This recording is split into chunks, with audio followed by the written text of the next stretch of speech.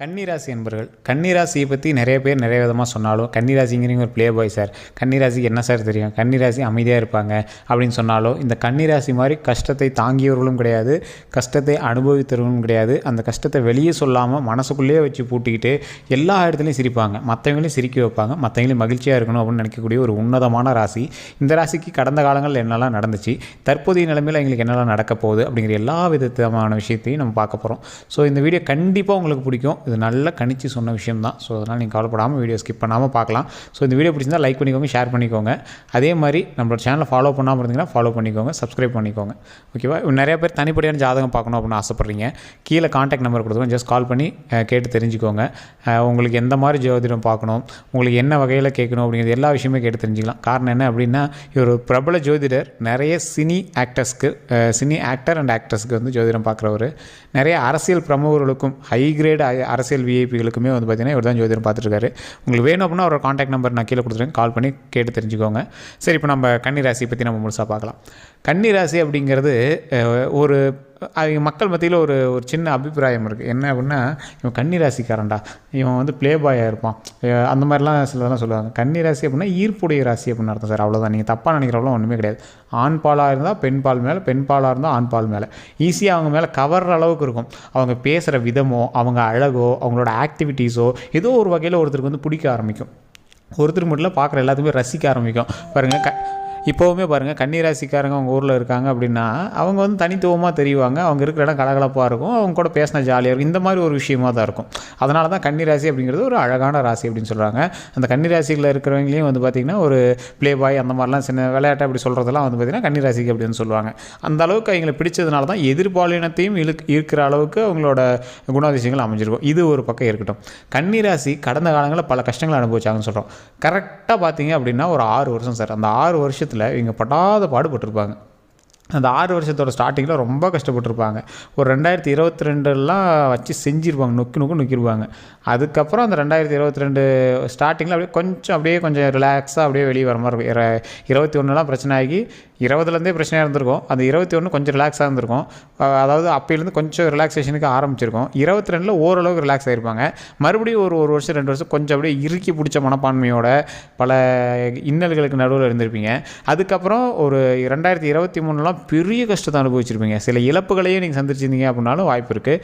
மருத்துவ ரீதியான பல விஷயங்களில் உங்களுக்கு வந்து நடந்திருக்கும். ரத்த ரீதியான, அதாவது உடல் ரீதியாக விஷயத்தில் குடல் சம்மந்தப்பட்டது, அல்லது ஏதாவது குழந்தைகள் சம்மந்தப்பட்ட விஷயம், அல்லது ஏதாவது ஒரு நோய் சம்மந்தப்பட்ட சில விஷயங்கள்னால நீங்கள் வந்து பாதிக்கப்பட்டு அதை வந்து அப்பயே கொஞ்சம் சரி பண்ணிவிட்டு ஒரு ஆப்ரேஷன் வரைக்கும்லாம் போய் ஹாஸ்பிட்டலில் ஒரு 2 மணி நேரம் தங்கியிருக்கிற நிலைமைக்கெல்லாம் போயிட்டு வந்திருப்பீங்க.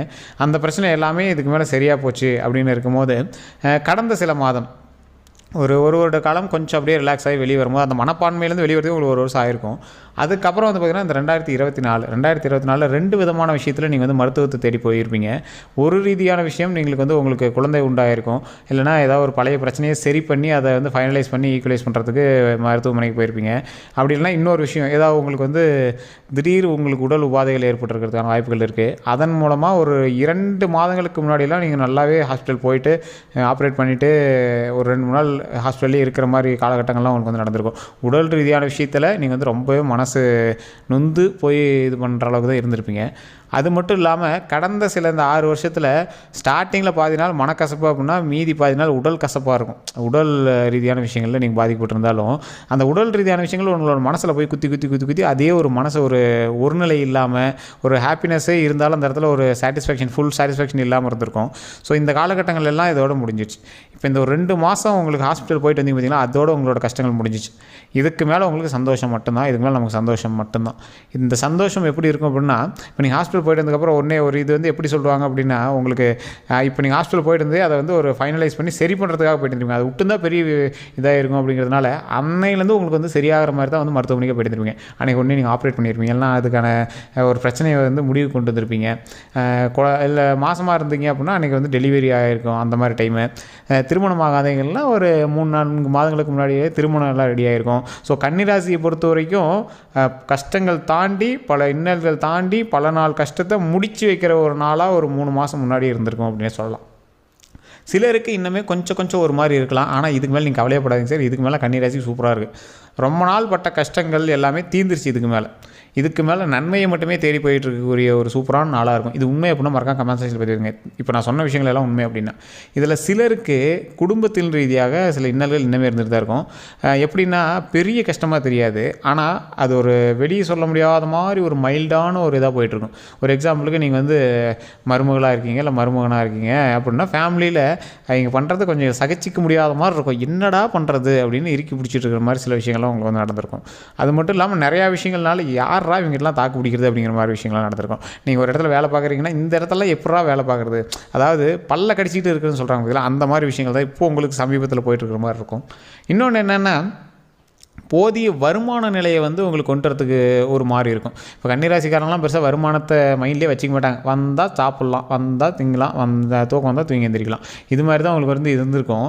இருந்தாலுமே மைண்ட் அளவில் செலவுக்குன்னு ஒரு காசுக்குன்னு நம்ம செலவும் போது என்னடா அது காசு கைக்கு வந்தால் செலவாகிட்டே இருக்குது, காசு கையில் இருந்தாலும் அது எதுக்கு செலவு பண்ணுறதுன்னு தெரியாமல் அப்படியே வச்சுட்டு இருக்கிறோம். அதாவது இதெல்லாம் இப்போ நான் சொல்கிற விஷயத்தில் ஒருத்தர் எடுத்துக்கவே மாட்டாங்க. எப்போ சார் நான் காசு கையில் வந்து சும்மா உட்காந்துட்டு இருந்தேன், காசு இருந்தால் பரவாயில்ல, கடன் எவ்வளோ இருக்குது அப்படின்லாம் நீங்கள் நினச்சிட்டு இருப்பீங்க. இருந்தாலுமே உங்கள் கையில் இப்போ நீங்கள் 1 லட்ச ரூபா கொடுத்தா என்ன பண்ணுவீங்கன்னு கேட்டால் ஃபேமிலிக்கு பண்ணு தான் யோசிப்பீங்க. அந்த மாதிரி ஒரு ஆட்களாக தான் நீங்கள் வந்து எப்பயுமே இருப்பீங்க. அதனால தான் இந்த கன்னிராசிக்காரர்கள் எல்லாருக்கும் பிடிக்கும் அப்படின்னு சொல்கிறது.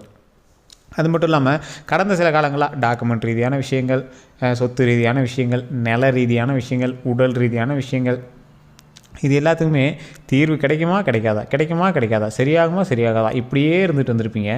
இந்த ஒரு 2 மாதமாக உங்களுக்கு வந்து ஓரளவுக்கு கொஞ்சம் தெளிவு கிடச்சிருக்கும்.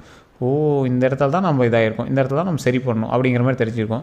சிலருக்கு உடல் ரீதியான விஷயங்கள்லேருந்து கிளாரிஃபை ஆகி வெளியே வந்தோடனே அதுக்கு செலவு பண்ண பணத்தை எப்படா கடன் கட்ட போகிறோம் அப்படிங்கிற சின்ன சின்ன மனக்கவலைகள் உங்களுக்கு வந்து இருந்துகிட்ருக்கும். அதே மாதிரி சில இழப்புகள்லாம் நீங்கள் வந்து சந்திச்சிருப்பீங்க. சமீபத்திலேயோ இல்லை ஒரு வருடங்களுக்கு முன்னாடியே சில இழப்புகள்லாம் சந்திச்சிருப்பீங்க. அந்த இழப்புகள்லேருந்து இப்போ தான் கொஞ்சம் கொஞ்சம் ரிலாக்ஸ் ஆகி வெளியே வந்துட்டுருப்பீங்க. இருந்தாலுமே ஊர் மக்கள் மத்தியில் உங்களோட பேச்சுவார்த்தை வந்து இன்னும் கொஞ்சம் இணைஞ்சி வந்திருக்காது. இப்போ ஒரு மாதம் 2 மாதமாக தான் நீங்கள் வந்து மக்களோடு இணையறதுக்கான வாய்ப்புகளே உங்களுக்கு வந்து கிடச்சிருக்கும். அதுக்கு முன்னாடி வரைக்கும் நீங்கள் வந்து அவங்க கண்ணில் படாமல் இருக்கலாம்டாப்பா, இவனுக்கு காதில் விழுவாமல் இருக்கலாம்ப்பா, அவனுக்கு காதுக்கு நம்ம நியூஸே போகக்கூடாதுடாப்பா அப்படிங்கிற மாதிரி தான் நீங்கள் இருந்திருப்பீங்க. இதுக்கு மேலே வந்து உங்களை வந்து அவன் பேசுகிறதுக்கு வாய்ப்பே இல்லை. உங்களை வந்து பெருமையாக பேசுகிறது தான். இப்போ நம்மளை வந்து பார்த்து நம்ம பெருமையாக தான் இனிமேல் பேசுவாங்க, எந்த பிரச்சனையும் கிடையாது, சூப்பராக நாளுங்கப்பா அப்படின்னு பேசுகிற அளவுக்கு தான் வாய்ப்புகள் இருக்கே தவிர இதுக்கு மேலே உங்களுக்கு வந்து எந்த ஒரு கஷ்டம் கிடையாது. இதுக்கு மேலே நம்ம கஷ்டமே கிடையாது. இன்னொன்று என்ன அப்படின்னு பார்த்தீங்கன்னா, பண ரீதியான விஷயங்கள் இனி நீங்கள் செய்வதற்கு நான் சொல்கிறேன். பண ரீதியான விஷயங்களில் இப்போ நீங்கள் கடன் வாங்கியிருப்பீங்க, கடன் கட்டிட்டீங்கலாம் ஓகே தான். ஒரு சிலருக்கு வந்து பார்த்திங்கன்னா வருமானம் வரக்கூடிய டைமாகவும் இருக்குது. அதை எடுத்து யாராவது சொல்கிறாங்க இதில் இன்வெஸ்ட் பண்ணி பெரிய லாபம் எடுக்கலாம் அப்படின்னு சொல்கிறாங்கன்னா கொஞ்சம் பார்த்து பண்ணுறது ரொம்ப நல்லது. இதில் பணம் போட்டு நிறையா எடுக்கலாம், நீங்கள் லேண்டு வாங்கி போடுங்க, 2 பேர் சேர்ந்து பண்ணலாம், பார்ட்னர்ஷிப்பில் பண்ணலாம் அப்படிங்கிறதெல்லாம் கொஞ்சம் ரொம்ப யோசித்து பண்ண வேண்டிய விஷயம். கன்னிராசியை பொறுத்த வரைக்கும் பார்ட்னர்ஷிப்புங்கிறது ஓரளவுக்கு தான் செட் ஆகுமே தவிர பெரிய லெவலில் செட் ஆகாது. நீங்கள் பார்ட்னர்ஷிப்பே போட்டாலும் நீங்கள் நடுவில் கட் பண்ணிட்டு இது பண்ணலாம் அதை பண்ணலாம் அப்படிங்கிற மாதிரி தான் யோசிப்பீங்க. ஸோ அதே மாதிரி கட் ஆகாது, பெரிய பிரச்சனைலாம் வந்து கட் ஆகாது. இருந்தாலும் 2 பேர் சேர்ந்து பணம் போட்டு தொழில் பண்ணுறது கொஞ்சம் பார்த்து பண்ண வேண்டியதாக இருக்கும். இல்லை நீங்கள் தனிப்படியாக பண்ணலாம் அப்படின்னு இருப்பீங்க. ஆனால் அந்த ஃப்ரெண்ட்ஷிப்லாம் அப்படியே தான் இருக்கும். 2 பார்ட்னர் சேர்ந்து பண்ணிங்கன்னா அந்த ஃப்ரெண்ட்ஷிப்பு அந்த ரிலேஷன்லாம் அப்படியே தான் இருக்கும். ஆனால் பணம் போட்டு பண்ணக்கூடிய ஒரு விஷயத்தை வந்து அந்த இடத்துல வந்து உங்களுக்கு மன ரீதியாக அவங்க வந்து உங்களுக்கு செட் ஆகுமா அப்படின்னு யோசிச்சுப்பீங்க. ஆனால் உங்களோட பண்ணுறதுல வந்து எந்த ஒரு பெரிய பிரச்சனையும் வந்திருக்காது. பட் இனி வரக்கூடிய காலங்களில் நான் சொல்கிறேன். அதே மாதிரி குழந்தைகளோட கல்விக்கோ இல்லை உடல் ரீதியான விஷயங்களுக்கோ ஜோதிடத்தை நம்பாதீங்க. கொஞ்சம் லைட்டாக உங்களுக்கு உடலில் ஏதாவது ஒரு மாதிரி இருந்தாலும் டாக்டர் பார்த்துடணும். குழந்தைங்களோட கல்விக்கு 18 வயசுக்குள்ள இருக்கிறவங்களோட கல்விக்கெலாம் நீங்கள் வந்து ஜோதிடத்தை பார்க்கவே தேவையில்லை. அவங்களுக்கு பிடிச்ச மாதிரி படிக்கணும், அதுக்கு தகுந்தாற் போல் அவங்களுக்கான வாழ்க்கை அமைங்க. வாழ்க்கை அமையுது அப்படின்னா அது ஆட்டோமேட்டிக்காக ஜாதகம் வந்து அதுக்கு தகுந்தாற் போல் தான் அமையும். ஸோ இப்போ சொல்லக்கூடிய ஒரு விஷயத்தை வந்து நல்லா நோட் பண்ணிக்கோங்க. அம்மன் தெய்வத்தை நீங்கள் வணங்குனீங்க அப்படின்னா உங்களுக்கு ரொம்பவே நல்லது. காகத்துக்கு சாப்பாடு வைங்க. சார் அது சனி பயிற்சிக்கிறீங்க தான் வைக்கணும், அப்போல்லாம் எதுவுமே கிடையாது. விலங்குகளுக்கோ காகத்துக்கோ மாட்டுக்கோ சாப்பாடு எப்போ வேணாலும் வைக்கலாம். அது ரொம்பவே நல்லது. முன்னோர்களுக்கு செய்யக்கூடிய ஒரு மிகப்பெரிய விஷயமானது. குலதெய்வ வழிபாடு கண்டிப்பாக பாருங்கள். அம்மன் தெய்வமாக இருந்தது அப்படின்னா, ஒரு எக்ஸாம்பிளுக்கு இப்போ நீங்கள் துர்க்கை அம்மனை வந்து வழிபடுறீங்க அப்படின்னா, ஆக்சுவலாக துர்க்கை அம்மன் தான் கன்னிராசி பெஸ்ட்டு. நீங்கள் உங்களோட குலதெய்வம் தெரியல, குலதெய்வத்தை நீங்கள் வணங்குறீங்க அப்படின்னாலும் கண்டிப்பாக துர்க்கை அம்மனை வந்து வணங்குங்க. பெண் தெய்வமான எந்த தெய்வத்தை வணங்கினாலும் உங்களுக்கு நல்லது தான். துர்க்கை அம்மன் வணங்குனீங்க அப்படின்னா இன்னுமே ஹைலைட்டு. ஸோ துர்க்கை அம்மன் வணங்கும்போது ஓம் துர்க்கை அம்மனே போற்றி, ஓம் துர்க்கை அம்மனே போற்றி, ஓம் துர்க்கை அம்மனே போற்றி அப்படின்னு மறக்காம கமெண்ட் செக்ஷனில் பதிவிட்டுட்டு கண்டிப்பாக தினம் ஒரு 3 டைம் எந்த இடத்துல இருந்தாலும் சரி, நீங்கள் நான்வெஜ் சாப்பிட்டாலும் சரி, எது இருந்தாலும் சரி, மனசுக்குள்ளே அந்த சாமியை நினச்சி 3 டைம் ஓம் துர்க்கை அம்மனே போற்றி, ஓம் துர்க்கை அம்மனே போற்றி, ஓம் துர்க்கை அம்மனே போற்றி அப்படின்னு மறக்காமல் ட்ரை பண்ணி பாருங்கள். இது மிகப்பெரிய ஒரு ப்ராப்ளத்தை வந்து சால்வ் பண்ணக்கூடிய ஒரு விஷயமா இருக்கும். அதே மாதிரி இனி சில தொழில்கள் வந்து நீங்கள் தொடங்குவீங்க. அந்த தொழில்கள் மூலமாக நிறைய லாபமும் எடுக்கிறதுக்கான வாய்ப்புகள் நிறையாவே இருக்குது. அதே மாதிரி சில வாகனங்கள் வாங்குறதுக்கான வாய்ப்புகளும் இப்போ அமைஞ்சிட்டு இருக்குது. நிறைய பேர் இந்த கவர்மெண்ட் வேலை கிடைக்குமா அதை வந்து கால்குலேட்டே பண்ண முடியாது சார். கவர்மெண்ட்டிருந்து நீங்கள் பணம் வாங்குற எந்த ஒரு விஷயமே வந்து கவர்மெண்ட்டுடைய நிதி வாங்குறது அந்த மாதிரி அடிப்படையில் தான் வரும். அதுதான் கட்டத்தில் சொல்லுவோம். உயரிய பதவியில் இருக்கிறதுக்கான வாய்ப்பு இந்த கன்னிராசி கண்டிப்பாக இருக்குது. ஸோ அதனால் நீங்கள் கவலைப்படாமல் நீங்கள் படிக்கிறீங்க அப்படின்னா கண்டிப்பாக படிங்க, ட்ரை பண்ணுங்கள். அதுக்கு வாய்ப்பு வந்து 99% இருக்குது. அது உங்களோட தனிப்படையான ஜாதகத்தை பார்த்து தான் சொல்ல முடியும். ஸோ இதான் வந்து பார்த்திங்கன்னா இப்போ நம்ம கன்னிராசி சொன்ன வேண்டிய விஷயம். ஸோ இது பிடிச்சிருந்தால் லைக் பண்ணுங்கள். உங்களுடைய கருத்துக்கள் எதுவாக இருந்தாலும் கமெண்ட் பண்ணுங்கள். இது உண்மையாக தான் மறக்காமல் உண்மை அப்படின்னு சொல்லுங்கள். எல்லோருக்கும் நன்றி நண்பர்களே. இந்த வீடியோவை ஷேர் பண்ணுங்கள். நன்றி. சேனல் சப்ஸ்கிரைப் பண்ணிக்கோங்க.